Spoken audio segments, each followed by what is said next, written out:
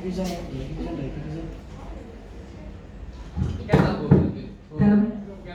iya. Nafi mungkin kalau dekatnya Pak Tony itu biasa.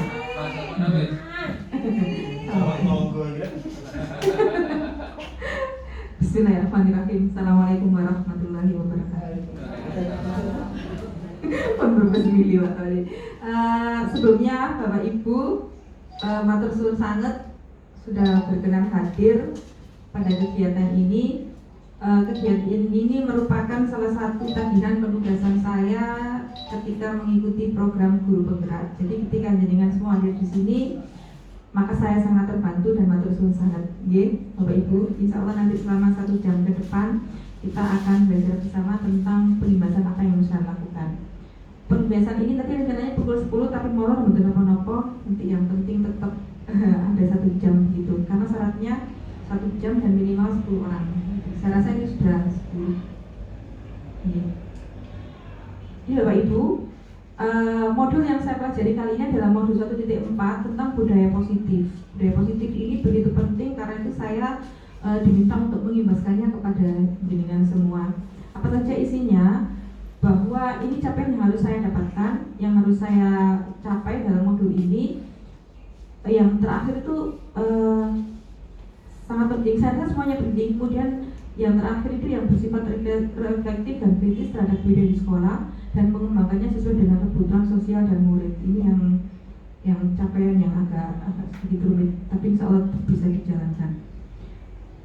Sebelum kita masuk ke modul Bapak Ibu, ini ada beberapa yang nanti perlu kita renungkan bentuk pertanyaan pemantik. Hukuman dapat mendisiplinkan anak. Jadi kan cukup menjawab saja dalam hati, apakah iya atau tidak itu. Nanti kita bisa telah bersama setuju atau tidak dengan pernyataan ini. Kemudian yang kedua, pemberian hukuman dengan hal positif seperti membaca atau membersihkan halaman sekolah dapat meningkatkan disiplin anak. Jawabannya simpan dalam hati dulu. Kemudian, apakah dengan memberi penghargaan dapat meningkatkan motivasi belajar anak? Ini kan yang kerap kita temui dan bahkan kadang-kadang kita terapkan. Begitu nih. Dari pertanyaan itu, ini adalah topik yang akan saya sampaikan. Ada 6 topik, cukup padat memang, karena ini bahasanya cukup lumayan. Disiplin positif dan nilai kebajikan universal. Saya rasa ini yang harus kita berangkat dari sini. Apa sih nilai-nilai yang baik? Apa nilai bajik dalam kehidupan kita? Ada ilustrasi Bapak Ibu, jadi kan bisa praktekkan. Seperti kayaknya Pak Tony sama Bu Novi misalnya. Jadi kan sama-sama menggenggam sesuatu, boleh kertas kecil, boleh apapun, sesuatu yang berharga buat jenengan, boleh dipraktekkan sekarang. Kemudian, jenengan harus mempertahankan kepalan itu dan meminta orang lain untuk membukanya. Kira-kira dalam proses membuka itu, apakah jenengan bisa otomatis terbuka? Ataukah perlu melewati bujukan, ancaman, hadikan, atau dengan merayu atau menyuap? Apa saja sehingga teman tersebut dapat membuka kepalan tangan Anda? Kira-kira gimana? Pada tahap apa kira-kira? Apakah dia Bapak nomor Yunus pakai 0? Apakah harus dengan tahap membujuk, mengancam, menarik dan merayu? Itu nanti bisa kita praktekkan bersama. Ini adalah proses Bapak Ibu, bahwa sebetulnya ketika kita mempunyai sesuatu itu sebetulnya siapa yang berperan? Apakah orang lain yang mempengaruhi kita untuk membuka tangan kita? Apakah tangan kita sendiri yang membuka karena keinginan kita sendiri? Nanti kita bisa tanyakan sendiri. Karena pada dasarnya yang bisa membuka atau yang mengontrol diri kita sendiri adalah kita sendiri, bukan orang lain. Orang lain mungkin bisa meraih dan sebagainya. Tapi kalau kita tetap nggak mau ngekeh, insya Allah juga terbuka gitu ya. Sepertinya begitu. Ini adalah perubahan paradigma dan teori kontrol yang selama ini kita terapkan, tetapi ternyata hanya sebuah ilusi. Bahwa ilusi sebetulnya guru bisa mengontrol murid, itu sebetulnya hanya ilusi saja. Kemudian ilusi bahwa kritik dan membuat orang merasa bersalah itu dapat menguatkan karakter. Semua penguatan positif, efektif dan bermanfaat. Ternyata bukan, itu hanya ilusi. Bahwa orang dewasa memiliki hak untuk memaksa. Itu hanya ilusi kita. Ternyata seperti itu. Perubahan paradigma apa yang harus kita lakukan? Ada teori stimulus respon dan teori kontrol. Stimulus respon itu berarti kita kasih suatu rangsangan, maka kita akan mendapatkan respon yang kita inginkan. Biasanya seperti itu yang kita terapkan. Stimulus respon itu kita mencoba mengubah orang agar berpandangan sama dengan kita. Sedangkan kalau teori kontrol berusaha memahami pandangan orang lain tentang dunia. Perilaku buruk untuk stimulus respon itu dianggap sebagai suatu kesalahan. Sedangkan untuk teori kontrol, semua perilaku itu memiliki tujuan. Jadi ada dasarnya. Kenapa kamu berperilaku seperti ini? Itu adalah suatu, terus ada alasannya, ada tujuannya. Kemudian stimulus respon, orang lain itu bisa mengontrol saya. Dengan iming-iming, dengan satu rangsangan, maka kita bisa mengontrol seseorang. Itu yang paradigma stimulus respon. Padahal, menurut teori kontrol, yang hanya bisa mengontrol itu adalah diri kita sendiri. Sama yang diilustrasikan ketika dengan mengepal tadi. Bahwa pada dasarnya itu kan kontrol buka dan tidaknya tergantung kita, bukan tergantung dari orang lain. Pemaksaan ada pada saat bujukan gagal. Jadi ketika kita sudah merayu itu gagal, maka otomatis direbut. Digoman dari Kak Iso, titik-titik Kak kena ya gitu kan. Akhirnya muncul satu pemaksaan. Kolaborasi dan konsensus menciptakan pilihan baru. Nah, kalau stimulus respon itu ada pola pikir menang dan kalah, tetapi kalau di teori kontrol itu berpikirnya tuh menang-menang. Dua-duanya berpikir menang, gitu. Disiplin positif itu diambil dari teorinya Dr. William Glasser. Jadi kita tidak bisa mengontrol orang lain. Makna disiplin itu berbeda dengan makna yang kita pahami selama ini. Belajar mengontrol diri dengan menggali potensi kita agar tercapai tujuan yang mulia. Jadi disiplin itu mulai dari diri, bukan karena suatu aturan, hukuman dan sebagainya, sehingga kita bisa menjadi seorang yang kita inginkan berdasarkan nilai-nilai yang kita yakini, nilai-nilai yang ada pada diri kita. Nah, semua perilaku itu memulai tujuan. Ada teori motivasi, semua yang dilakukan itu untuk menghindari tujuan atau untuk mendapatkan imbalan. Ini yang faktor dari luar. Jadi ketika dia bertindak untuk mendapatkan imbalan, karena dia menghindari hukuman, maka masih bersifat eksternal, dorongannya dari luar. Tetapi ketika dia mendapat motivasi intrinsik, motivasi dari dalam, maka itu sudah ada di dalam dirinya dan untuk menghargai diri sendiri. Disitulah muncul nanti nilai-nilai kebajikan yang kita bisa mewujudkan keyakinan keras. Model berpikir menang-menang itu ada 5 posisi kontrol. 1 sebagai penghukum, 2 sebagai pembuat rasa bersalah, 3 sebagai teman, 4 pemantau, 5 manajer. Ini bisa kita terapkan dengan menggunakan segitiga restitusi. Biasanya di sini Bapak Ibu, yang 5 posisi kontrol ini sering kita terapkan. Kalau saya sendiri, saya itu kemarin itu dulu lebih sering mengambil posisi sebagai teman. Saya menganggap itu posisi yang baik. Ternyata ketika belajar ini saya melihat, ternyata memang banyak sekali kekurangannya. Nanti kita pelajari lebih mendalam. 5 kebutuhan dasar manusia itu bertahan hidup, penguasaan, kasih sayang dan rasa diterima, kesenangan serta kebebasan. 5 kebutuhan dasar ini harus dipenuhi anak. Ini menurut kemarin ilmu yang saya dapat. 5 kebutuhan dasar ini semuanya butuh. Dan pemenuhannya itu harus pada tahap tumbuh kembang anak. Ketika pada tahap tumbuh kembangnya itu 5 kebutuhan dasar itu tidak terpenuhi, maka ketika dewasa itu akan menjadi pribadi yang kadang-kadang kita bisa menemui seorang yang sangat menjengkelkan. Kemudian ngisruan, kemudian resek dan sebagainya. Itu ada kemungkinan karena ketika dalam tahap tumbuh kembangnya itu 5 kebutuhan dasarnya belum terpenuhi. Jadi menguber kepemenuhannya itu sampai dia dewasa, sampai ke sana. Setelah mendapat, kemarin tuh saya waktu diskusi dengan fasilitator, berarti kalau memang ini seperti terjadi, apakah bisa diperbarui kalau sampai dewasa sudah sampai terbawa ketika dia tumbuh kembang? Tumbuh kembang itu kan sekarang ini gitu, ketika dia masih di masa baku-baku sekolah dan sebagainya. Itu bagaimana kalau sampai dia dewasa belum terpenuhi? Ya kita sebagai orang yang ada di sekelilingnya, makanya bisa bersabar. Karena itu sudah tidak terpenuhi lagi masih dalam proses untuk pemenuhan. Ini penting Bapak Ibu, karena itu kita berusaha bahwa 5 kebutuhan dasar anak peserta didik kita nanti insya Allah bisa dipenuhi pada tahap tumbuh kembangnya ini, sehingga nanti ketika dia dewasa tidak akan menjadi pribadi yang menjengkelkan tadi. Ini makna disiplin, bahwa artinya adalah belajar.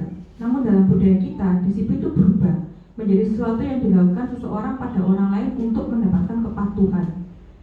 Menghubungkan kata disiplin dengan ketidaknyamanan, bukan dengan apa yang kita hargai atau pencapaian suatu tujuan mulia. Padahal disiplin itu artinya menggali potensi menuju suatu tujuan yang dia hargai.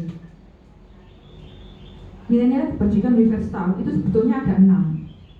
Ada 6 itu saya nggak hafal semua, banyak nilai kebajikan itu. Tapi kita mengadaptasi dengan kebajikan yang diterapkan oleh Kemdikbud. Ada ini profil pelajar Pancasila ini tuh, ada beriman, bertakwa pada Tuhan Yang Maha Esa, mandiri, benar kritis, berkebinekaan global, bergotong royong dan kreatif. Sebetulnya itu ada 6, termasuk nanti apakah masuk kasih sayang, berbuat baik, kemudian bersikap menghormati dan sebagainya, itu juga masuk. Tetapi kita fokus ke yang profil pelajar Pancasila ini.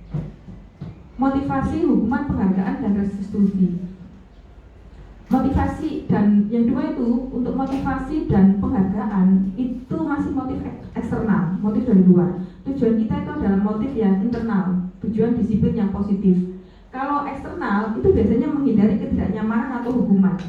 Jadi kalau itu melakukannya itu karena faktor lain, bukan karena diri sendiri. Aku gak ngene supaya gak dihukum. Aku menghindari iki supaya aku menghindari gak dihukum. Jadi karena nanti kalau dari eksternal itu ketika kita tidak ada, hukuman itu nggak ada, ancaman nggak ada, dia bisa ada kemungkinan kembali lagi ke pribadi yang awal. Seperti contoh itu, kalau saya lihat anak-anak itu, kalau kita yang lewat biasa ya, tapi kalau Pak Pol yang lewat itu langsung ngelawari. Iya, Pak Pol gitu. Saya tuh heran, sampai di belakang epiku, saya sih melakukan kok dia bersih benar si arek-arek. Biasanya tuh kalau saya jalan kan nggak masalah, tuh belum main, ibu Pak Pol belum melakukan. Berarti momennya di situ, motivasinya dari luar, masih dari Paul. Kalau Paul nggak ada, mereka akan bebas seperti merdeka. Kemudian motivasi eksternal itu ada iming-iming imbalan. Ini mematikan kreativitas. Jadi ngenteni ngono ae gitu. Kok kayak ngono, kalau nggak ada imbalan, nggak ada dorongan, dia nggak akan bergerak, nggak mau. Yang kita inginkan itu motivasi internal, motivasi yang tumbuh dari pribadi diri anak sendiri. Jadi ada atau tidak, itu anak itu bisa memimpin dirinya sendiri, menegakkan disiplin dirinya diri. Oh ini enggak, itu enggak. Jadi nilai-nilai kebajikan dia tuh muncul, nilai-nilai baiknya dia. Ini masih dalam tahap teori ya Ibu, bahwa merdeka menurut Ki Hajar Dewantara itu tidak hanya terlepas dari perintah, tetapi juga cakap untuk memerintah diri sendiri. Ini kan yang susah. Kita disuruh memimpin diri kita sendiri, kalau bisa nanti semuanya pasti akan lebih mudah. Tetapi ini sebetulnya sudah ada dalam potensi anak, kita tinggal memunculkannya saja. Bagaimana caranya, itu yang susah. Insya Allah, tapi kalau bersama-sama bisa. Untuk sana, ini ada suatu teori namanya teori restitusi untuk menggali potensi nilai-nilai kebajikan dalam diri anak supaya dapat menimbulkan budaya positif. Jadi restitusi menciptakan kondisi bagi murid untuk memperbaiki kesalahan mereka, sehingga mereka bisa kembali pada kelompok dengan karakter yang lebih kuat. Merupakan proses kolaboratif yang mengajarkan murid untuk mencari solusi atas masalah mereka sendiri. Seperti apa? Jadi diarahkan, kamu tujuan hidupmu seperti apa, hal keyakinan yang kamu yakini baik seperti apa, dan mereka itu sehingga kembali ke kelompoknya, mereka bisa memperlakukan dengan baik orang lain. Seperti itu, menggali potensi seperti. Ciri-ciri restitusi bukan untuk menebus kesalahan, tapi belajar dari kesalahan, memperbaiki hubungan. Tawaran bukan paksaan. Restitusi menuntun untuk melihat ke dalam diri, mencari kebutuhan dasar yang mendasari tindakan. Jadi segala sesuatu yang dilakukan itu pasti ada dasarnya. Apa dasarnya? Ya untuk memenuhi 5 kebutuhan dasar tadi. Restitusi merupakan cara yang paling baik, berfokus pada karakter bukan tindakan, berfokus pada solusi, mengembalikan murid yang berbuat salah pada kelompoknya. Jadi tidak dikotakkan kemudian disendirikan akhirnya terkunci mboten, tapi dikembalikan dengan karakter yang lebih kuat. Abot ya Bu Edron ya, abot sekali nih saya. Tapi iya, insya Allah bisa. Kita mulai dari keyakinan kelas. Mengapa tidak peraturan tapi mengapa harus keyakinan? Karena tadi dasarnya dari motivasi diri. kita gali nilai-nilai keyakinan yang bisa menggerakkan seseorang. Dari sana baru kita buat serangkaian peraturan. Kalau dari kemarin kita SLA, sebenarnya kan kita sudah punya peraturan nih.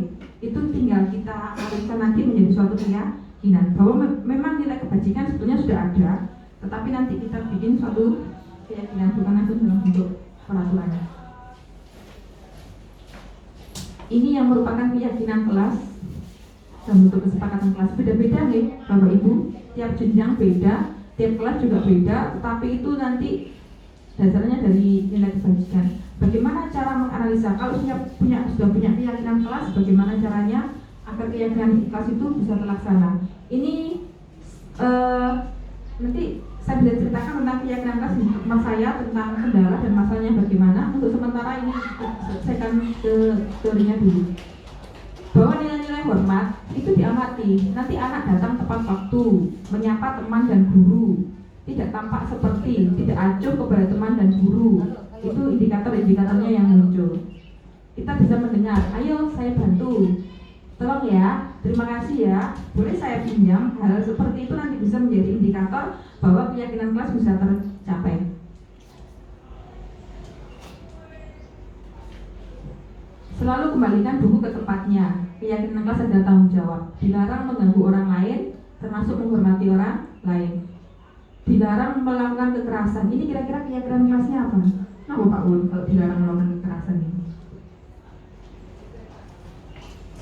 Kalau hadir di sekolah 15 menit, berkomitmen atau menghormati orang lain.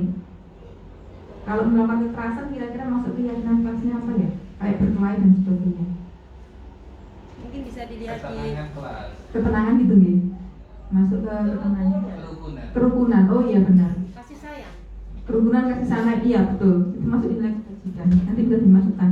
Kalau dilarang menggunakan narkoba, nanti bahaya narkoba. Kesehatan, iya. Kesehatan bisa ya Pak? Kesehatan bahaya gitu nih. Iya. Bergantian menunggiran gunakan masker dan sebagainya. Jadi nanti dari peraturan dijadikan keyakinan kelas, kalimatnya kalimat yang positif.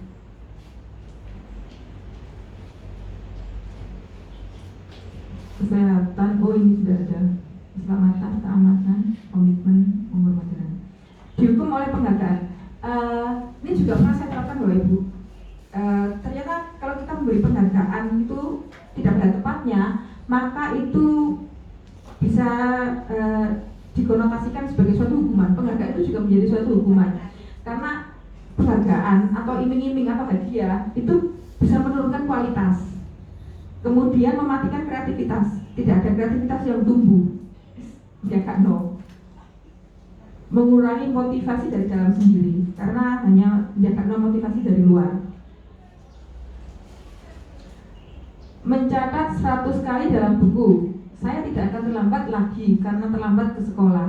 Ini termasuk hukuman. Kan ini termasuk kita bicara tentang hukuman dan konsekuensi ya. Kalau konsekuensi itu karena suatu tindakan dia harus melakukan. Tapi kalau hukuman itu sudah masuk ke ranah yang sangat tidak nyaman, membuat anak tersiksa. Kalau ini hukumannya 100 kali dalam buku, kalimatnya sama, saya tidak akan terlambat, saya tidak akan terlambat. Jadi kira-kira anak-anak didik kita pasti akan merasa melelahkan mungkin ya. 100 kalimat yang sama boleh. Itu berarti itu masuk bukan konsekuensi, tetapi hukuman. Lari mengelilingi lapangan basket 2 kali karena terlambat hadir di sekolah. Ini mungkin sama yang disampaikan bukti kemarin ya Pak, tidak ada logisnya nih Pak, tidak memenuhi logis. Kemudian push up 15 kali tidak menggunakan masker karena tidak menggunakan masker ke sekolah. Kan tidak ada kaitannya antara masker dengan push up 15 kali, maka itu masuk hukuman. Sedangkan bagaimana yang konsekuensi? Konsekuensi itu ketika kertas tugas teman itu dia dicoret-coret, maka dia menggantikan. Itu konsekuensi. Jadi seimbang. Nek tak coret, ya aku tak ganti. Bukan dengan yang lain. Membersihkan tumpahan air di meja tulis karena tersenggol pada saat belajar. Tumpah maka dia dibersihkan. Konsekuensi. Konsekuensi juga yang sama berlaku ketika pelajaran olahraga di lapangan basket, dia disuruh lari mengelilingi 2 kali karena terlambat masuk ketika pelajaran PJOK. Masih logis ya Pak ya? Ya. Ketika melakukan hal yang logis, maka itu konsekuensi, bukan suatu hukuman. Disuruh tidak mengenakan sepatu seharian karena tidak menggunakan sepatu hitam, itu termasuk bentuk hukuman. Kemarin ini yang membuat saya agak tercengang gitu, baru tahu bahwa ternyata banyak sekali yang kita terapkan itu, ternyata ada teorinya yang baru kita ketahui. Ini mungkin guru-guru BK mungkin sudah sangat biasa dengan ini. Ternyata hukuman itu masuk identitas gagal. Identitas sukses itu ada dua. Untuk mendisiplinkan, kita pakai konsekuensi dan pakai restitusi. Kalau pakai konsekuensi, maka sikapnya netral. Kalau pakai hukuman, maka kita sudah melakukan identitas yang gagal negatif. Kalau restitusi, kita positif. Jadi begini, hukuman itu akan menyebabkan bahwa sesuatu yang menyakitkan harus terjadi. Ada rasa tersakiti. Tidak nyaman untuk murid dan anak untuk jangka waktu yang sangat panjang. Sedangkan kalau konsekuensi, sesuatu harus terjadi karena melakukan sesuatu. Konsekuensinya ada. Restitusi itu merupakan pilihan. Kalau konsekuensi tidak nyaman tapi hanya untuk jangka pendek. Sedangkan restitusi menguatkan murid dalam jangka waktu yang panjang. Peraturannya ini, kamu harus seperti ini, itu termasuk hukuman. Kalau konsekuensi, apa peraturannya? Bisa nggak kamu melakukannya? Gitu. Kalau restitusi, apa yang kamu yakini? Hal baik apa yang kamu yakini? Apa yang bisa kamu lakukan untuk memperbaiki? Jadi ada peningkatan, ada penguatan karakter dalam diri anak. Kalau hukuman itu murid akan membenci suatu peraturan, murid akan menghormati suatu peraturan. Kalau restitusi, selain menghormati diri sendiri, juga dia menghormati orang lain. Tinggal pun bisa kalau yang restitusi nanti. Ini yang saya sampaikan kebutuhan dasar tadi, 5 kebutuhan dasar: bertahan hidup, kasih sayang dan rasa diterima, penguasaan, kebebasan dan kesenangan. Ini ternyata tidak kita sadari, itu ternyata sudah ada dalam diri kita.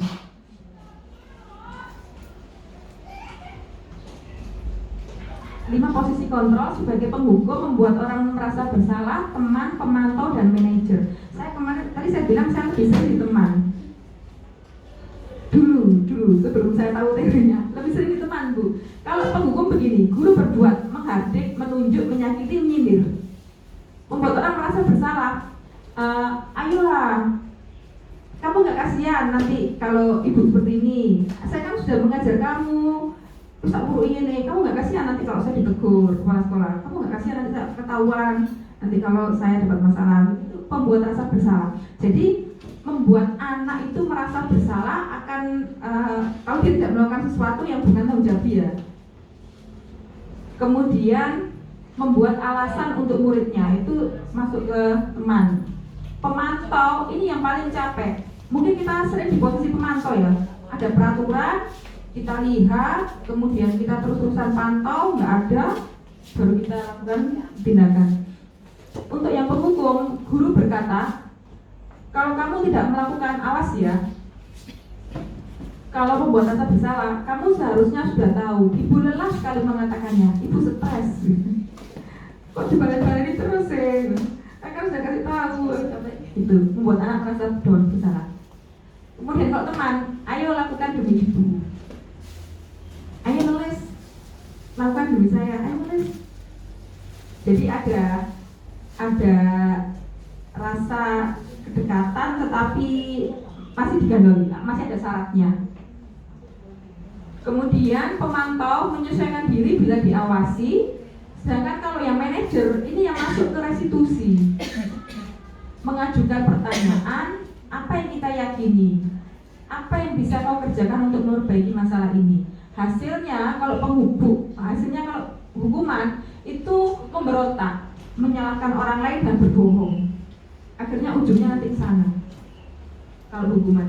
Kemudian kalau buat rasa bersalah, menyembunyikan dan menyangkal kemudian berbohong. Tetapi kalau pakai restitusi, menghargai diri sendiri, posisi manajer, itu nanti kita bisa menguatkan pribadi, bagaimana caranya bisa memperbaiki keadaan, lalu kita evaluasi bersama untuk perbaikan diri. Harapannya di posisi manajer semuanya. Kalau kita kira-kira di posisi mana, Bu? Belum. Iya, tergantung kondisi, memang betul. Tergantung kasus juga nih. Iya, tergantung kasus. Memang betul. Iya. Pernyataan-pernyataan saya kecewa sekali dengan kamu. Ini adalah posisi kontrol sebagai pembuat rasa bersalah. Kamu tidak pernah benar melakukannya. Jadi belum apa-apa sudah dijudge kamu tidak pernah benar. Meskipun memang sering sudah melakukan kesalahan, itu sudah menghukum. Ayo lakukan demi ibu dan bapak, ada iming-imingnya sebagai teman. Apakah kamu mendapatkan stiker bintang hari ini? Ikut pemantau. Ini dulu saya juga pernah terapkan, Bu. Saya kira itu hal yang baik. Kalau sudah ada kasih penghargaan, kasih stiker, kasih bintang, kasih apa? Oh ternyata masih posisi pemantau, belum posisi yang sungguhnya. Kalau nggak ada stiker, dianggap masih belum mampu memunculkan sifat intrinsik siswa. Potensi dalamnya belum muncul. Kamu selalu yang paling akhir termasuk penghukum. Lalu bagaimana yang baik? Yang baik itu posisi manajer.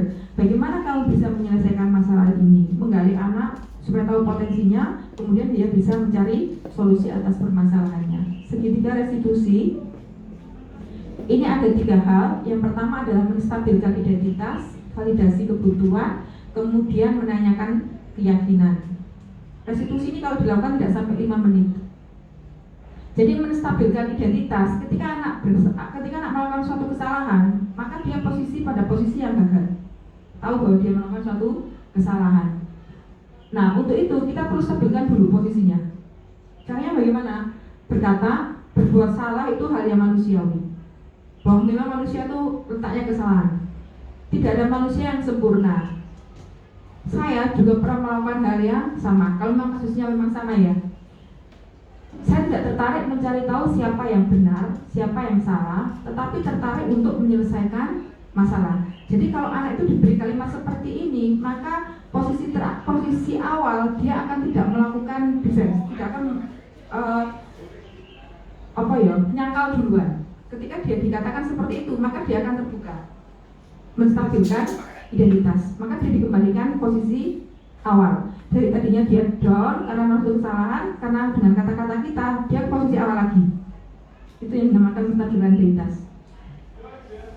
Kemudian validasi kebutuhan.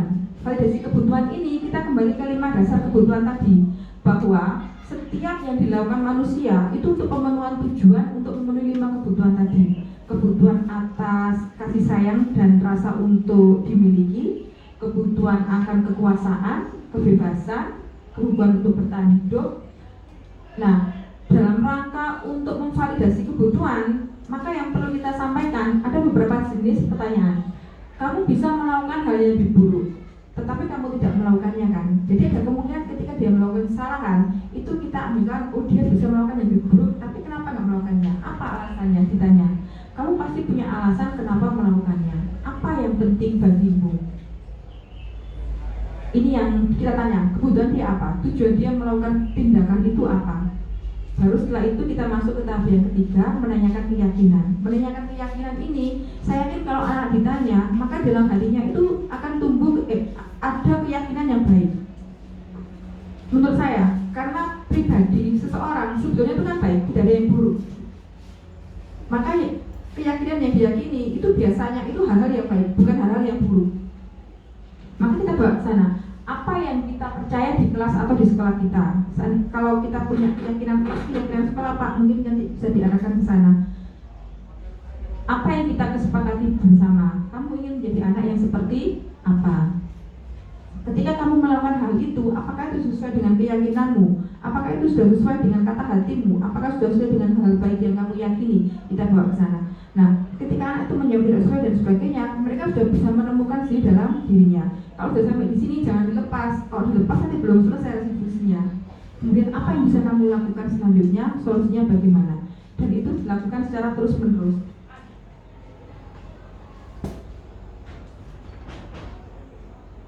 Nah, ini Bapak Ibu, ketika belajar ini, waktu pertama belajar modul ini, saya pertama itu lihat modulnya wakil yang dibaca banyak, materinya banyak, tetapi ketika sampai pada akhir itu ada beberapa materi yang kami baru tahu.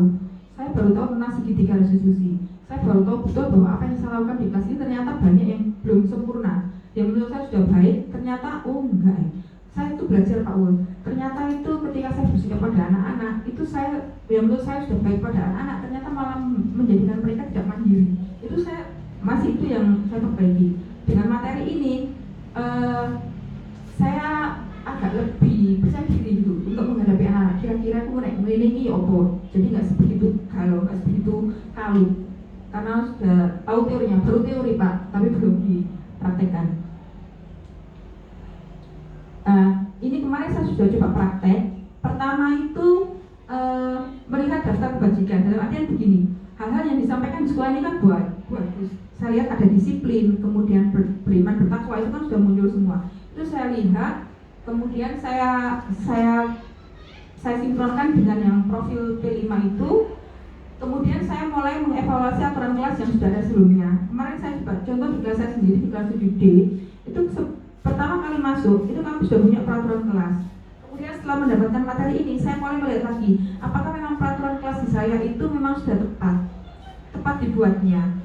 Karena waktu membuatnya itu, saya itu betul, saya tulis kesepakatan kelas, tetapi saya tuliskan, saya taruh di papan, anak-anak tinggal sepakat tidak. Jadi munculnya dari saya, bukan dari anak-anak. Iya, berarti dari saya, tetapi bukan dari mereka. Saya hanya mikir iya, tidak, tapi belum memunculkan iya Kang gitu. Kalau seperti itu kan otomatis anak-anak kan ya sepakat begitu. Wong guru sing ngomong ya, gue gak sepakat di opo gitu kan. Kemudian kemarin itu alhamdulillah ada BIMTEK yang dari Bupekti, itu saya jadikan sebagai sarana untuk sharing pendapat. Ini mungkin yang saya sering sharing itu dengan guru itu Pak Uwul itu sering saya. Ini gimana ya Pak, contoh kasus sama Bu Eldon. Kemudian kalau dengan Bu Sylvie cuma curhat-curhat saja, bukan sampai ke solusi dan sebagainya, cuma tahu curhat Bu Eldon. Kemudian dengan Bu Eka, kepala sekolah dia. Kemudian kemarin tuh dengan Bu Bekti itu saya mendapatkan banyak ilmu tentang disiplin positif dan juga dengan kaitannya dengan ramah anak, karena beliau Fasilnas. Dikit ini itu.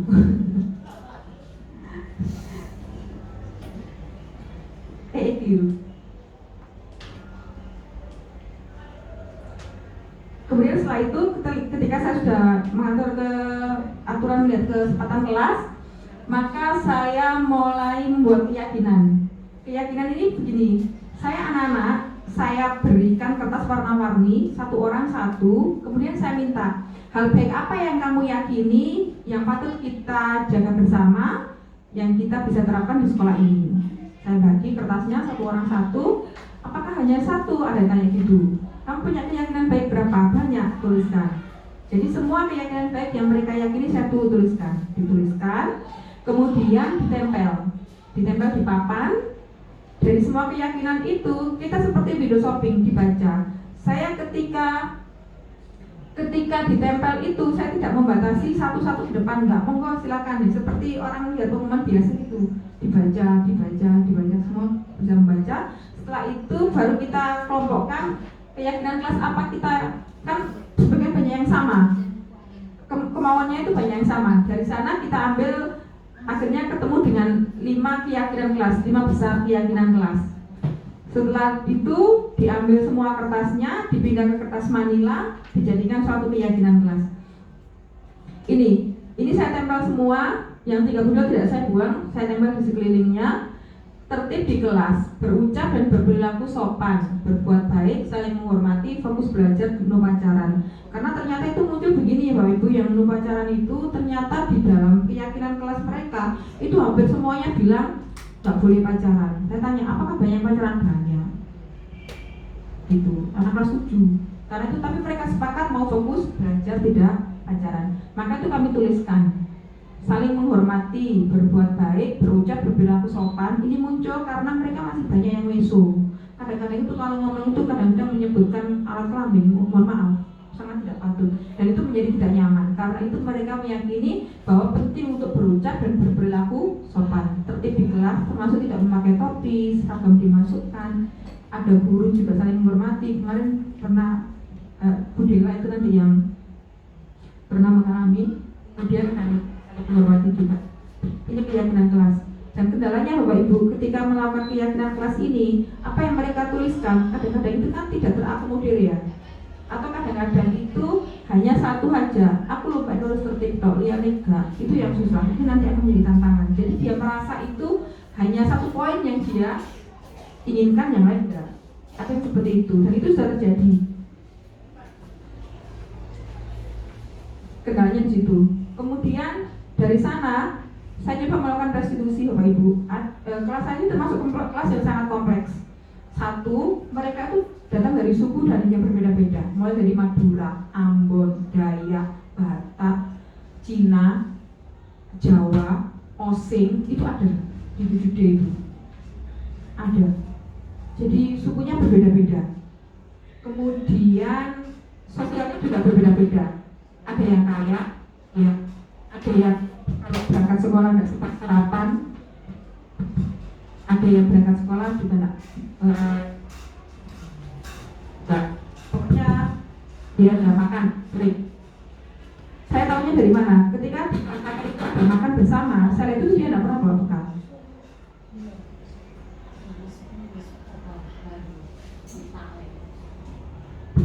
Yang ini, Bapak Ibu, ini satu anak perempuan, ini saya restitusi karena ini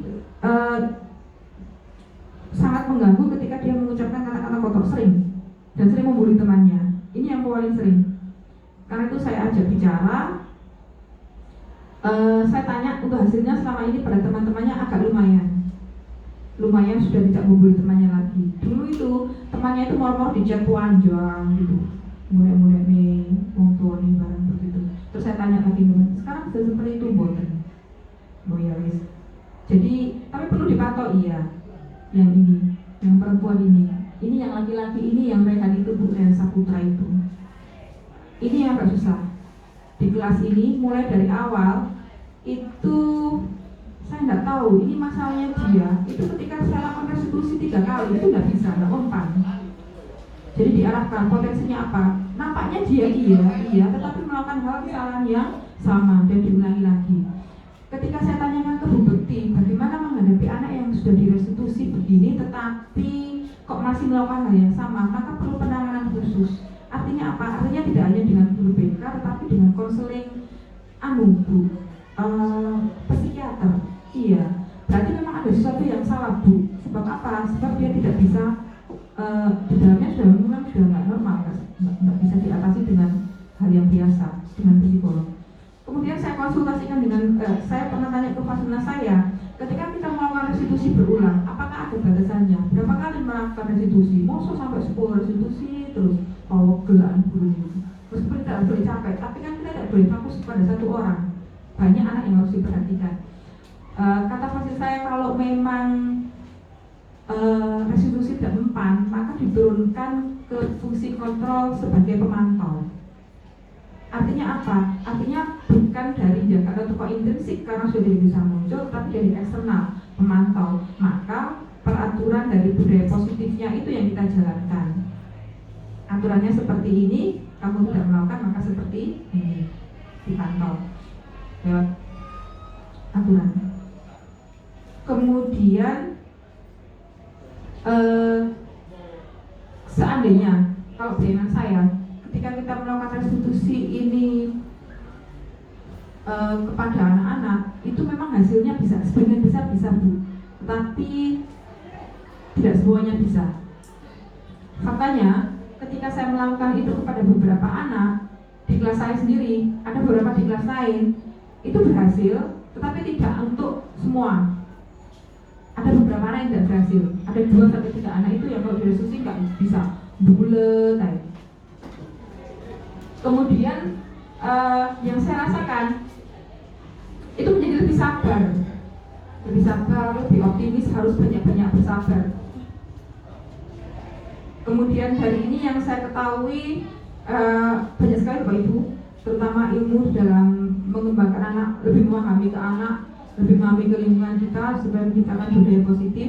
Itu tujuannya kan nanti budaya positif ya, dari nilai kebajikan, nilai kebaikan, nanti budaya positif di sekolah ini bisa muncul. Sehingga nanti ketika keluar kita terkenal dengan anak-anak yang sudah tertib memimpin dirinya sendiri, berdisiplin. Itu yang kita harapkan di depannya. Saya rasa cukup sekian Bapak Ibu, barangkali kita bisa sharing atau sebagainya. pengalaman dan sebagainya nanti kita bisa bahas bersama. Matur suwun. Assalamualaikum warahmatullahi wabarakatuh. Sudah. Ini sebetulnya saya mau tanya banyak sebetulnya, tapi mungkin nanti lain kali kasus per kasus mungkin ya Bu. Kalau di anak itu.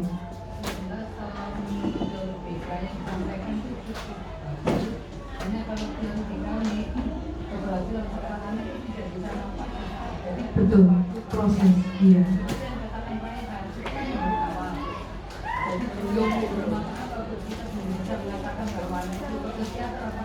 Iya. Warga betul. Iya. Mak ini, bisa ngomong. Iya. Iya. Iya. Jadi kenakalan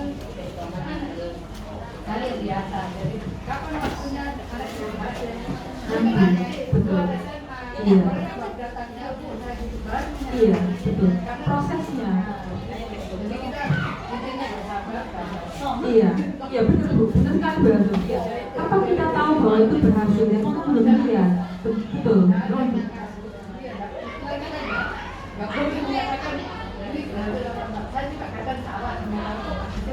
karena saya di manusia jadi kalau dikembalikan ke teori BK salah mungkin salah. Iya, betul. Tapi kadang-kadang kita kan menghadapi kasus ya. Kenapa yang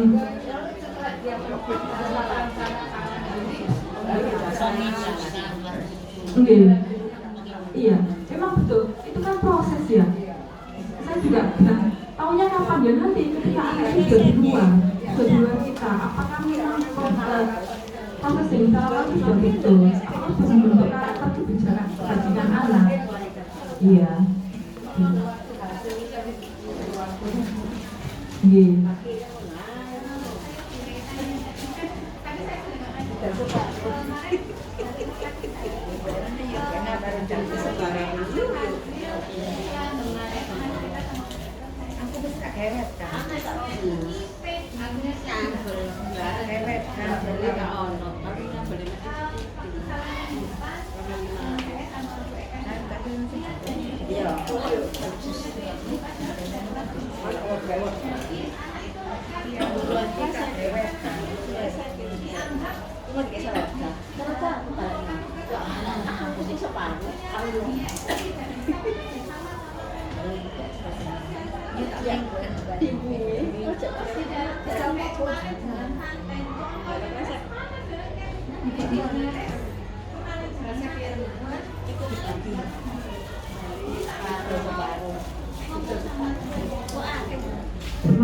Jauh sih itu.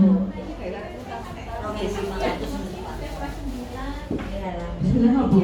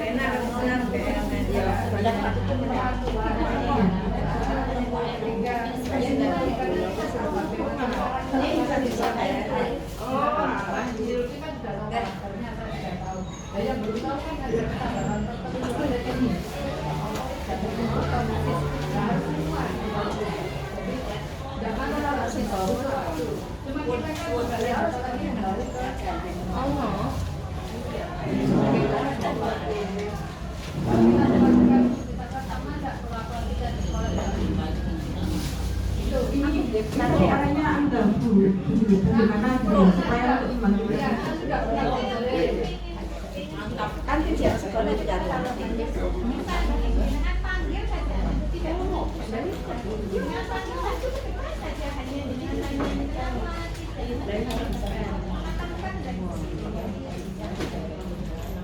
Sudah ini dua.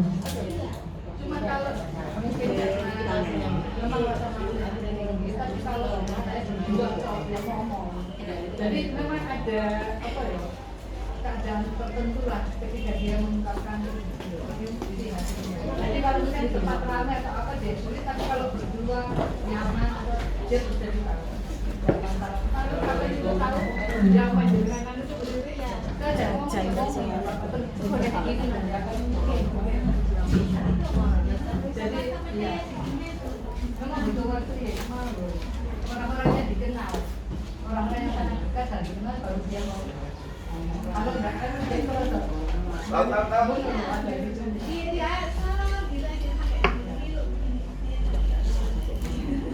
Kalau kasus kayak gini bukan restitusi ya harusnya Pak Mulya.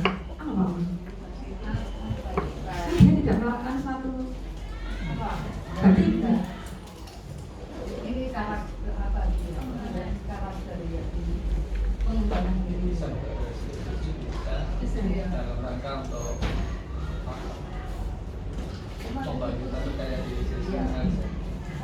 Tapi bagi Hasil saya nanti ini teori-teori yang ya tadi bisa kita lakukan secara efektif kalau jumlah yang kita tangani itu tidak sebanyak itu. Tetapi kalau sudah jumlah yang sekian banyak dengan tenaga memanen siji dan yang tahu pengalaman tentang teori itu juga terbatas, maka itu tidak akan bisa mencakup semuanya. Untuk kita kenal dengan teori restitusi, dengan pelanggaran-pelanggaran. Nah, andai kata kita dengan sudah punya peraturan kan, kalau menyimpang itu dianggap sebuah pelanggaran, kan gitu ya. Nah, untuk menciptakan bagaimana sekolah tetap dalam suatu kondusif, ya, kondusifnya itu kalau kita langsung terapkan resolusi secara tidak bisa, dengan tenaga yang ada ya belum bisa. Tetapi dengan itu semuanya kan kita hanya ingin mengikuti sebuah teori. Itu sebuah teori. Hukuman itu juga sebuah teori sebetulnya. Betul. Teori pendidikan juga. Ya. Jadi yang stimulus respon tadi. Iya. Itu tetap bagi saya untuk hukuman itu masih bisa berlaku dengan catatan apa? Masalahnya di masyarakat hukuman itu masih ada. Itu loh. Ya. Hukuman itu masih ada di masyarakat. Polisian, kejaksaan itu bukti bahwa hukuman itu juga merupakan sebuah aturan, sebuah itu yang harus dipatuhi. Nah, kalau kita menggunakan itu tadi restitusi saja, seakan-akan di masyarakat tidak ada itu. Padahal pengaruh dari luar yang ingin menjatuhkan orang itu juga lebih kuat, menjatuhkan pribadi anak-anak itu, karakter anak-anak itu juga lebih kuat daripada apa yang kita lakukan ini. Itu yang jadi masalah. Memang suatu saat sekali-kali kita ingatkan, kita beri pengertian, kita gali potensinya, itu memang penting satu saat. Tapi sebagai apa istilahnya, shock terapi kadang-kadang untuk yang lain supaya tetap dalam situasi yang kondusif itu juga masih diperlukan menurut saya itu. Oke, Pak. Itu menarik, Pak. Kan juga ada pertanyaan sini, Pak. Sing direstitusi itu umur piro? Soal batasan umur piro gitu. Apakah itu segera-geran ini 25 tahun ke atas itu perlu direstitusi gitu kan? Ada pertanyaan gitu juga. Sampai kemudian sampai kapan gitu. Kemudian dijawab, restitusi itu bisa dilakukan tanpa batasan umur. Katanya gitu. Bedanya dengan hukuman, tetapi ketika kita ngomong kedewasaan tadi kan batasannya kata bukti kan 18 ya, 18 tahun. Maka mungkin setelah usia 18 itu mungkin sudah nggak tepat lagi ya, nggak tahu deh kalau restitusinya itu usianya kaitannya dengan hukuman tadi. Mak tanyakan kan bagaimana kalau kita melanggar peraturan bukti polisi? Kamu tak masuk penjara, buat kan? yang gitu. Makanya muncul pertanyaan, restitusi itu ya apa? Pada anak teman tanya saya, Bu kalau misalnya cuma 1-2 orang restitusi nggak apa-apa. Yang ada sih salah sak lapangan. Restitusi sih. Aturannya juga begitu. Mungkin kendala-kendalanya begitu di bawah. Mungkin rasanya jadi kan sampaikan memang iya. Ya. Untuk itu katanya, itu disampaikan ketika kita sudah melakukan restitusi kemudian secara bulan tidak bisa, maka posisi kontrol itu harus dijalankan.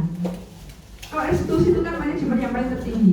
Di bawahnya itu kan ada posisi sebagai penghukum, kemudian sebagai teman yang tadi. Nah, kalau menurunkannya itu jangan terlalu jauh. Masih ke dalam tahapan pemantau. Jadi yang kita lakukan selama ini insya Allah sudah betul Pak. Yang kita sudah punya aturan, kemudian kita ada aturan tersebut, kemudian kita jalankan seperti itu. Nah, dalam rangka penindasan ini, karena ini adalah teori yang cukup baru bagi saya, mungkin yang bagi yang guru-guru yang sudah lama di BK dan berkecimpung di mana itu mungkin sudah biasa. Tetapi karena ketika kita menghadapi anak itu tidak hanya bisa mengandalkan guru BK, maka untuk menciptakan karakter anak yang baik, menggali nilai kebajikannya sehingga muncul budaya positif, saya punya kewajiban untuk menyebarkannya kepada jenengan semua. Paling tidak jenengan tahu, oh ternyata ada teori seperti ini ketika menghadapi suatu anak. Oh ketika menghadapi suatu anak yang salah, saya tidak seharusnya langsung menjudge bahwa kamu salah, hukumannya apa enggak. Karena ketika anak melakukan kesalahan, mereka selalu punya alasan apa ya untuk menerima kebutuhan dasar tadi, yang itu yang perlu kita gali. Kemudian kita kembalikan ke diri anak, potensimu yang baik apa, kita keluarkan, kemudian kita kuatkan. Kalau anak sudah bisa, berarti restitusi berhasil. Gitu. Sehingga ketika mereka kembali, kita sudah tidak usah mengingatkan 2-3 kali lagi, mereka sudah bisa memimpin dirinya sendiri, menjadi pribadi yang merdeka, bisa menghargai dirinya, memimpin dirinya, sehingga bisa menghargai orang lain gitu. Dan ketika itu dijalankan, tidak segampang jenengan sampaikan tadi Pak, tidak segampang teori ini. Teori ini umum. Prakteknya nanti di lapangan juga akan sangat susah. Tetapi saya rasa layak untuk dicoba. Baru nanti kalau tidak bisa konsultasi dan sebagainya. Gitu. Menurut saya gitu. Insya Allah nanti kalau teman-teman mencoba dulu. Iya, enggak sih, berhasil enggak sih? Kita coba. Oh ternyata nggak berhasil, Bu, ayo buat ya. Gitu. Memang melelahkan Pak. Iya. Kudus wakwar gitu. Apalagi dengan menghadapi anak yang sama gitu. Jadi saya bisa ngerasakan Bu R dan dia Bu R. Ngerasain are-are. Cek ngerasain iya. Ini supaya teman-teman yang lain. Bisa share pendapat lagi, monggo Mama. Udah, tadi kan dengan ada tulisan menulis 100 kali. Umpama ini hasil dikeluarkan. Ya, terus umpama saya. Terus kan tadinya ya Bu. Terus gendina ditulis saya berjanji tidak akan mengeluarkan baju lagi. Ngono. Sing ngomong sampean lho ya.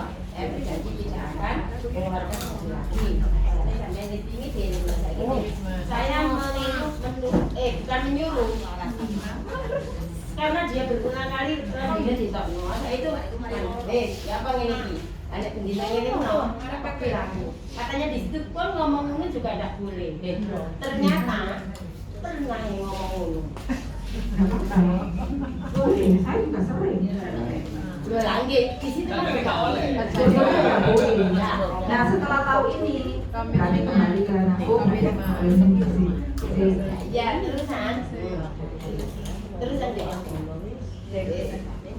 Pendina itu terusan yang ngono ya apa maksudnya apa akhirnya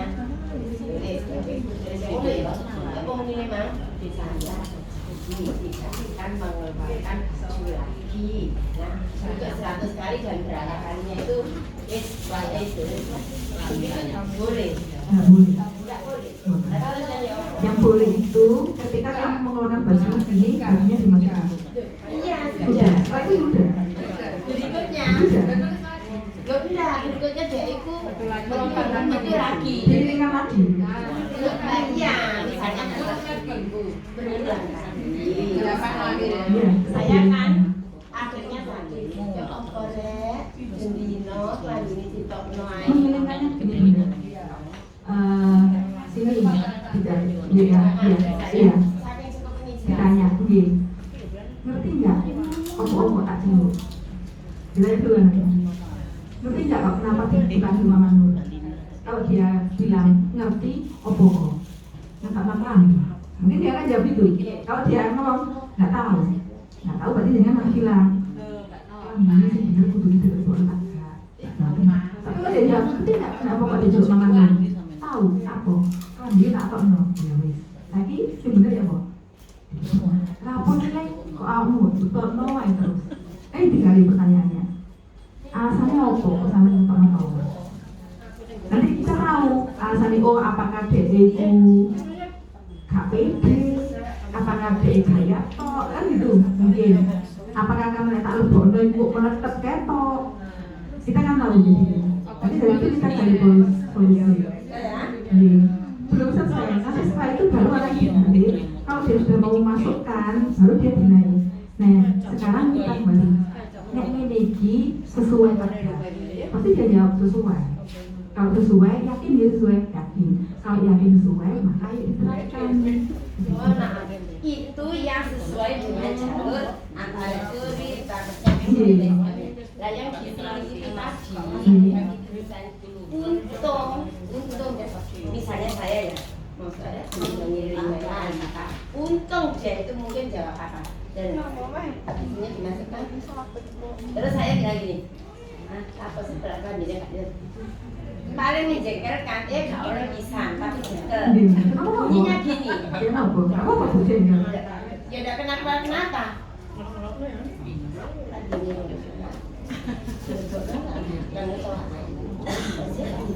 ya gak kenapa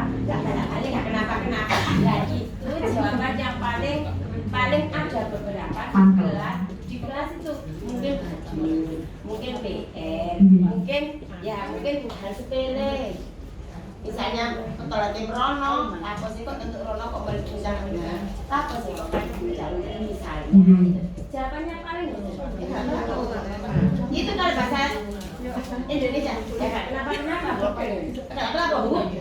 Kirim Mama. Nah seperti itu kemudian saya jam 10 apa sih itu yang anaknya itu licik sebenarnya licik ya nggak tahu di mana ini tertib cuman ya itu walaupun temannya itu misalnya kode gak ngalah kayak kode guyon kayak itu ya bukunya licik mejanya licik senyumnya itu kan enggak ya Sudah ditanya. Ditarik sudutnya. Gini saja maksud saya itu ngomong ya apa yang ngomong itu ada ibu kancane ibu ya andai membuat kesalahan itu dan mereka pasti bincang-bincang itu kan ya Bu maaf ya itu kan kancane nang Kalau yang misalnya itu pengetahuan belajar. ya itu Adri jawabnya alhamdulillah yang betul senang yang tadi lebih ada ini yang membuat pelangi kok saya sendiri sampai pelangi tadi saat saya muridnya bisa aku berasa bisa kalian mana ini kalau putar ibu siapa putar ibu pelangi ya itu lo koncone guyu muni yo aduh ini jangan ini mungkin tidak usah diperhatikan sebagai ibu jadi Pak Murid boleh dicapai perbedaan yang semua. Kalau yang ini hasil pribadinya dia kembali ke karakter dia memang tidak bisa diri kasihan. Jadi anak itu tidak bisa dikatakan. Ini banyak harus jadi nggak tekan. Pikiran saya Dianya itu kan gitu ya.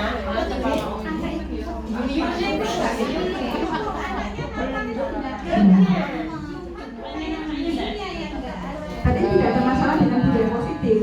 Jadi sebuah pelajaran. Iya.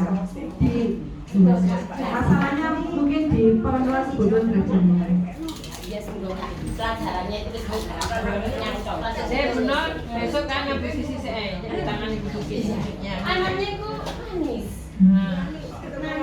Pokoknya jadi misalnya Mungkin bisa ditemani. Kayak Adi itu kemarin kalau itu kan menurut Adi ya. adikku tadi. Iya. Karena adik saya itu bisa ngomong. Iya. Jadi saya lihat kemarin ketika ini berbagi sharing ya Bu. Ketika saya jadi observernya Bu Yeti, mereka teman-teman itu disuruh mengamati putri malu, tidak kucing gitu. Nah untuk mengamati itu kan perlu putri malu kan minggu, sama dia itu putri malu itu bersih kuat, mau ayo, akhirnya betul dia mati, makanya dia bawa Bu, lalu katanya di teliti ya di injek, tapi turun aja ya, sama dia itu sudah tidak gini, ini dipanggil lagi sendiri dia, ya mana, ya. Menang deh di pojok menang. Tapi saya mati. Di Lukas nulis user money. Terus saya kan nyatetkan observer. Karena saya observer kan menghindari komentar ya, tidak berkomentar, hanya mengamati saja apa yang dilakukan siswa. Saya amati termasuk si Adi ini. Terus dia nyedeki saya. Ini, boten. Tulis laporan. Iya, saya jawab dulu. Mau bantu saya? Mau. Langsung buka buku. Dibuka. Tulis apa ini? Tadi disuruh apa? Ngamati apa? Putri malu. Dia Pak No. Disentuh nih loh. Terus siapa putri malu? Tidur. Kok ngerti nek tidur? Iya. Ngorok lu lah. Boten. Lah ini apa? Merem. Boten. Nah kok sama nyok tidur? Kenapa ini? Ini loh Bu. Apa ini? Ini Pak. Yang ini jenenge tertutup, ya. Nulisnya apa? Putri malu tertutup. Saat sampai nampakan, saat disentuh dengan apa nyentuh? Tangan tak jari, tangan, gak jari, tangan tetap kayak tangan, ya apa tangan. Terus saya tanya, nanti kira-kira putri malune buka kaki enggak? Buka. Kok ngerti? Iya buka. Berarti betul, hipotesa dia sudah betul, sudah jalan. Karena mungkin dari pengalaman ya, nek tak jemok ini kok buka mana. Nah sekarang yang diminta itu piro suwene buka. Sampai ini sok hitung. 6. Semuanya menang. Mau dicoba dilihat piro? Mau. Jadi dia moro. Saya duduk sama dia.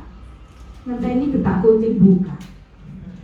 Caranya ini apa di sampai nggak bawa jamboten, dia itu ambil tangan 1, 2, mari dipenekan kan minggu biru 1, 2, 3, genap 10, 11, 12, 20, wis buka 21, 22, 23, 24. Setelah 20 dia cepat ngitungnya.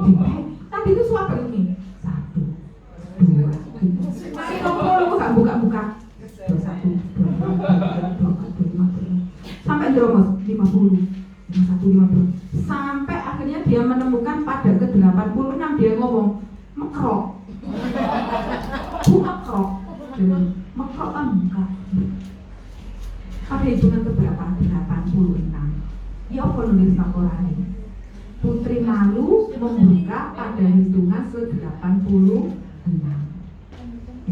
iso aku bisa makro ini mana habis itu jalan dan ini Ibu perlu kita coba sangat perlu kita coba tapi harus sabar sangat sabar perlu pendampingan seperti saya yakin yang namanya Nazil tadi juga dia tidak bermasalah menurut saya dia tidak bermasalah di budaya positif karena potensi dia sudah baik dia tidak melakukan resek dan tidak mempengaruhi teman yang lain untuk berbuat yang jelek Kalau sudah mempengaruhi orang berbuat jelek, terus kategori setan dia ngajar-ngajar. Maka dia ini enggak, tapi karena dia tidak percaya diri pelajaran sehingga dia itu agak tercenung dan sebagainya tidak nyambung. Maka menurut saya ini lebih ke pembelajarannya, metode pembelajarannya. Jadi seperti Adi, tidak semua itu sama, harus dibedakan. Kalau katakanlah dalam satu kelas kalau jenengan yang lain sudah bisa, maka itu sudah dijenuhi. Nggak bisa jangan kok semua kok ngomong, tapi kita tidak melakukan interaksi. Ya apa caranya supaya hari ini ngomong, supaya hari ini guyu. Coba. Dan itu memang patut dicoba Pak Ibu. Intinya gini, ketika kita mempunyai hero yang sama, maksud saya itu keinginan yang sama yang kuat untuk sama-sama membangkitkan potensi anak didik kita, maka semuanya patut dicoba. Jangan menyerah dulu sebelum mencoba. Ketika kita sudah mencoba kemudian melalui halangan juga jangan menyerah. Banyak teman-temannya akhirnya ngomong bodoh, gak gitu dong. Seumpama energi kita yang sama nih bisa dia curhat. Seperti ini kan curhat, saling pengalaman. Oh iya sedikit mulu. Saya tuh banyak belajar dari Pak Mul. Kemudian dari Bu Eka juga iya, Bu Eka juga iya. Dari teman-teman yang lain itu saya sebagai sumber saya melakukan tindakan. Iya tak kayak ini. Apakah yang saya lakukan itu benar atau menurut saya saja yang benar? Ternyata tidak. Aspek yang lain pernah diingatkan. Ibu ini Buzi. Akibatnya seperti ini. Oh iya. Berarti saya yang tidak bisa melihat satu aspek. Dan seperti memandang tadi, apakah tidak boleh? Boleh. Tetapi kalau kita sudah melakukan hal yang utama tadi institusi sudah anak-anak itu tidak didonkan, sudah dinaikkan, stabilitas identitasnya sudah disetarakan. Artinya apa? Kita sudah tidak menjudge dia. Ketika dia dipanggil, jangan dijudge dia sudah salah. Meskipun kita sudah tahu. Malah kan kemudian kita tahu alasanmu apa? Kok sampai melakukan itu? Sekarang sih mbok yakini yang baik apa? Kalau sudah diyakini, jangan keyakinanmu itu bahwa yang baik, tetapkan di hatimu, lakukan. Jadi jangan bolak-balik ngulu mana. Ya akhirnya kok berikutnya ya ngulu mana. Karena dia sudah distempel ngulu mana. Kata-katanya harus ganti ya. Iya. Dan itu apakah berhasil? Belum tentu. Seperti yang saya sampaikan Bu Elzo tadi, prosesnya gimana kita tahu nanti ketika anak kita sudah keluar dari sekolah ini, apakah mereka bisa memimpin dirinya sendiri, bisa menjadi orang lain. Tugas kita seperti itu. Saya rasa begitu nih. Jadi Misalnya saya lakukan dari aku mau dari enggak, saya bilang begitu memang kan tak durunge sarah kan ngomong itu sudah biasa. Akhirnya yang penting dia gak lali terusane opo. Wis ngomong apa Mas? Dia parkan ya terus ini ditulis. Nah, sudah. Mari mulai aja nih. Nek kepedho. Guyu. Aku GN. Ya, pengen mergo tak gene tak kenare ini. Benar, yang penting gini, ketika kita istilahnya mengenai alat lah, atau kita sudah ngomong misalnya kita kadang itu nggak sadar bahwa ketika kita koleksi anak datang, oh tuh ini punya apa, terus kita tuh harus kita cari anak itu sama itu itu kalau sudah begitu saya yakin anak itu akan saya mungkin karena sudah yang takutnya kadang ketika kita ngomong gitu lupa pembiaran. Nah ini akhirnya anak ini takut untuk kembali, takut untuk ini, takut akhirnya menutup diri. Sementara untuk Sarah ini kan Bapak Ibu guru sudah bersara-sara di SD di mana-mana kan bersara-sara. Seperti kita pendekatan. Enggak, pendengarannya di SD, di luar kan sudah sara-sara semua. Yang tinggal SD itu lah Sarah. Sekolah belum tentu. Di SD kan Bapak Ibu gurunya sudah memberikan buku mang opo mbak akan dari belum tentu setiap itu belum tentu sampai ngomong dari tentu bentuk bu Pak Kasdi yang diomongin Pak Ashari itu kan tonggo desa, tonggo sekolah. Nah sing sekolah itu kan jaraknya kuno. Maksud saya gini, yang ada di sini kan belum tentu dari situ, dari mana-mana. Nah ngomong kudu maksud tindakannya 10 tahun yang lalu itu kan belum konsum sing salah-salah. Nah, saiki kan sitok loro mboten kaya jenenge mboten niku kan wis Sebagian sudah sarah tapi tidak kelihatan. Ya, Tapi ada begini Pak Bun, sudah alhamdulillah lah. ada yang memanfaatkan dengan restitusi ini. Anak-anak tertentu itu memanfaatkan dengan pelonggaran restitusi ini. Jadi, oh gurunya, kan kalau restitusi nggak salah kan, kamu apa nggak mau mengerjakan tugas? Aku belum mengerjakan tugas itu buat Ibu Eldon. Katakanlah contoh gitu, ya saya wis kan sebagai syarat restitusi kan gitu.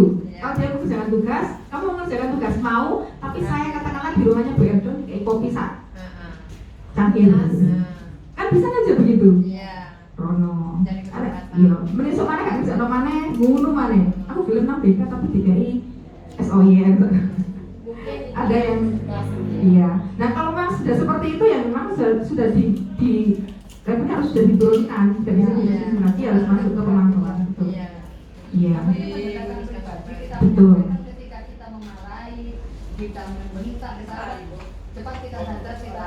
Iya, Tapi kalau dilemarkan. itu jangan. Memang anak-anak itu kan kebanyakan maunya ketika di forum banyak. Jadi kita ajak sendiri, kita ajak ngomong, kenapa tadi marah, kenapa kita mengajar, tadi begini. Insya Allah nanti ketika ketemu kita. Mak restitusi memang harus disendirikan Bu Iya, tempatnya. tapi itu. Dan kita cuma tergantung yang kita dekat Ya, kalau kita saya ngerti. biasa bertanya. Iya, tapi itu harus dijelaskan. Tapi kan gak situ-situ ngene. Iya. Wong rombongan. Kalau itu nggak Terus bisa. apa sih kon tak kon bahasa ngaku yo pokoke wong arek uang. Sikon dan ekspresi harus Nah, kalau pribadi-pribadi beda. Beda. Tempatnya. Ini saya katakan yang pribadi Pak. Yang Iya. kelompok beda. Berlaku Ini ya. yang pribadi. ada waktunya BM itu loh. Sikon dan ekspresi serta mimik kita itu bagaimana mengatakan misalnya dari dengarkan. Nah, itu kan beda. Dengarkan semua. Misalkan nek dengarkan. Nah, itu nek pelan sing ruame ae. Bisa mari-mari ya tambah usah kae. Kayak yang sholat itu loh Pak ya, nek uang kasih bukan kan kok ada dari situ kan. Ayo, Saya tak mau sholat tadi sholati. Itu menggunakan apa gak restitusi? Cepet. Akhirnya ini tulis garai. Iya kan? Ya wis tak loro. Cepet nah, itu kan. Ekspresi ini. Ekspresi berarti boleh ya? Itu kan dilihat kondisinya Bu. Bolehnya sikon tadi Mbak Pol. Permasalahannya apa? Nek Adi gak ada sikon. Pokoknya aja gelek-gelek nih. Iya. Nek Adi gak ada sikon. Wong kancane gak boleh Jangan boleh. anak itu terus. Iya. Jadi yang mulai wis iku wae, wis mesti ada iki. Ya ini saya langganan itu. Artinya Ya, kita kasih yo. tahu. Kalau anak susu tuh kita harus bicara pribadi. Seperti di satu kelas kita ada doa anak berdoa. No sorry, gitu loh. Kayak yang putra tadi Bu, kan saya sudah beberapa kali ya, pokoknya saya menyerah nih, karena saya melihat oh berarti ini berdasarkan teori tadi saya coba, berarti saya perlu bantuan, karena itu ketika jaringannya di posisi tak boleh nabi kamu Bu. Akhirnya mungkin dari sana bisa mendapat lebih banyak, bisa mengembalikan posisinya dia, kakinya dia kan akan baik. Sampun nggih Bapak Ibu. Sembah nuwun, terima kasih banyak. Ngapunten sering-sering direpoti. Semoga tidak bosan. Matur suwun Bu Sylvie sudah memfasilitasi Pak dan teman-teman semua. Wassalamualaikum warahmatullahi wabarakatuh. Waalaikumsalam.